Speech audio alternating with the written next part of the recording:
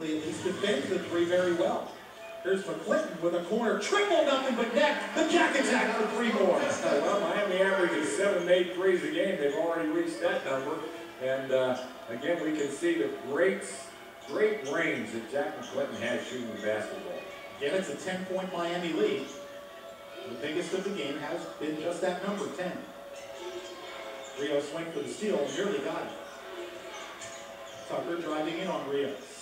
Feeds Nwaji for a three, and he drains it. Well, Miami pretty much playing man-to-man, switching everything, and McClinton back in there trying to provide a little help, but let Nwaji be wide open in the corner again for a great look. He's got 9 points, all on triples. McClinton into the paint, Dews to Rios. He'll load up a goes out. And Royster grabs the rebound for the Owls, who trail it by 7. That was real good movement of basketball, though, inside out and then over into the corner. Hard to defend that. Shavar Richardson leads all scorers with 10 points. Whistle away from the ball. No basket. Jeff Nichols has the call. Foul on Rios. Coming up at halftime, news and notes from around the ACC. Bill and I will take a look at the first half highlights, and we'll have stats as well from here in Coral Gables on a Monday night as the Canes take on the Owls of Florida Atlantic. Got a foul here on Miami.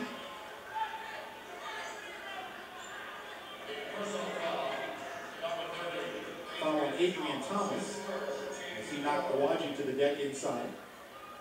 2:24 left to go until halftime. Hurricanes up by 7. Their biggest lead of the night has been 10. And FAU has stayed in this game with 6 3-pointers. And FAU has very little depth. Miami's already had 11 guys on the floor, so both these teams are very different in terms of their style of play. And Richardson missed the 3. Here's Rios on a drive. Won't go. Graham rebounds. Tried to save it inbounds, and he did, knocking it off an Owls player. Not sure about that decision. Jumped up there with both hands and grabbed it, but kind of fallen out of bounds, I guess, and kept it alive. Graham back out of the game. Collins back in. Well, there's a very shallow bench, Frank. And as you talked about tonight, they really only have 7 guys that have gone to war so far this season. And maybe an 8th guy that will get some playing time tonight. Collins finds Dews outside the arc, and James Dews, yes, he does. First field goal of the night for Dews. It's a 3-pointer. He has 5 total. And Miami back up by 10.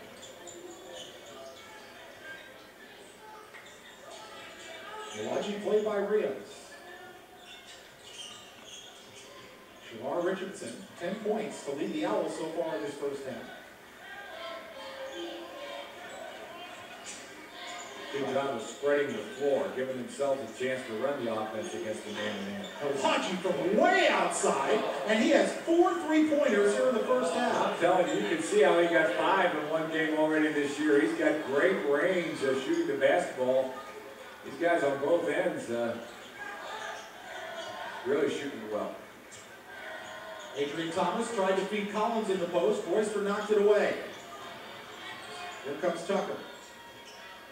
A minute to go in the first half. Richardson on the baseline. Adrian Thomas the Miami rebound. McClinton leads for Collins, too far and out of bounds. Cardero Nwaji out of Wichita, Kansas, the senior.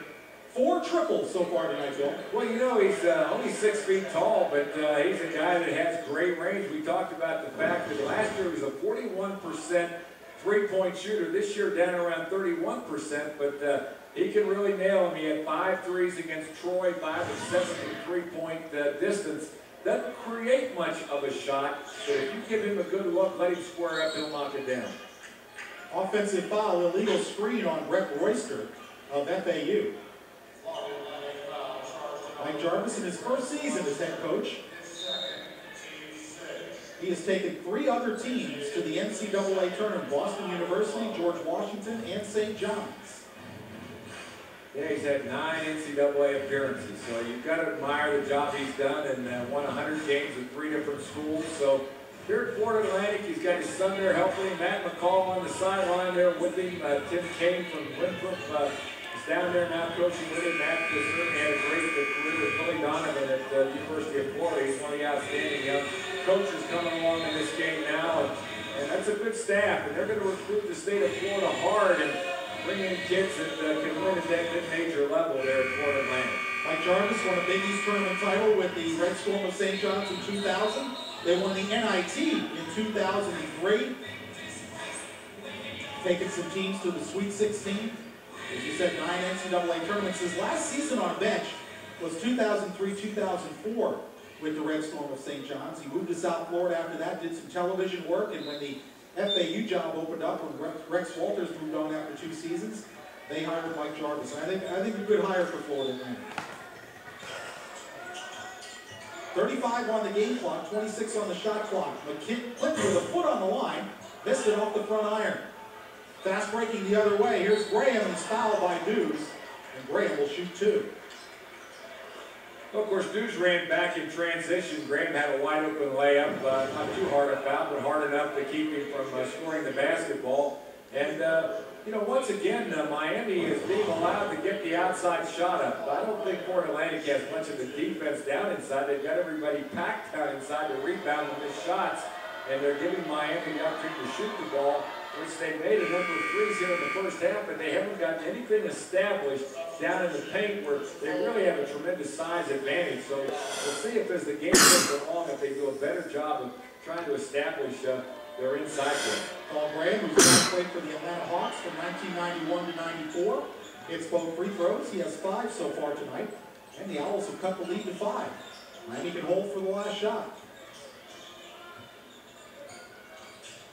Dews beats Collins in the post.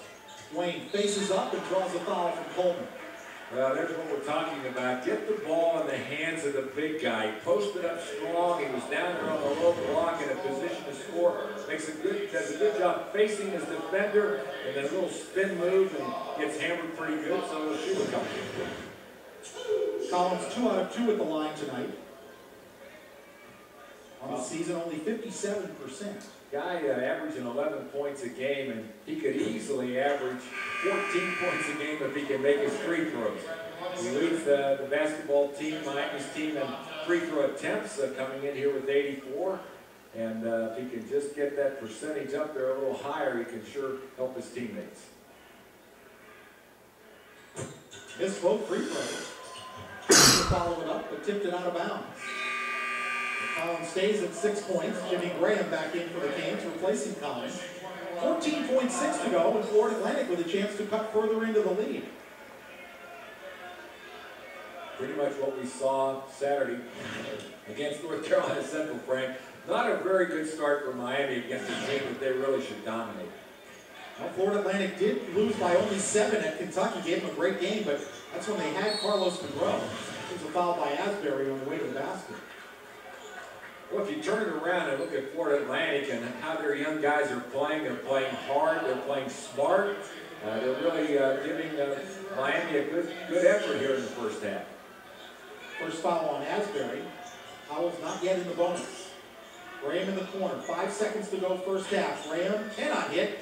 And Jimmy Graham with a strong rebound for Miami to end the first half. It's the Canes 38, the Owls 33. Miami 10-1 this season when they're leading at the half. The Florida Atlantic, with some strong outside shooting, is down only 5 here in Coral Gables on this Monday night. 3-point shooting for the Owls as Mike Jarvis's team still in this game. Paul Graham's been held to 5 in the first half, but his teammates have picked up the slack. Miami's Jack McClinton with 9 as we head to the break. We'll be back with our halftime activities from the Bank United Center right after this on Fox Sports Florida.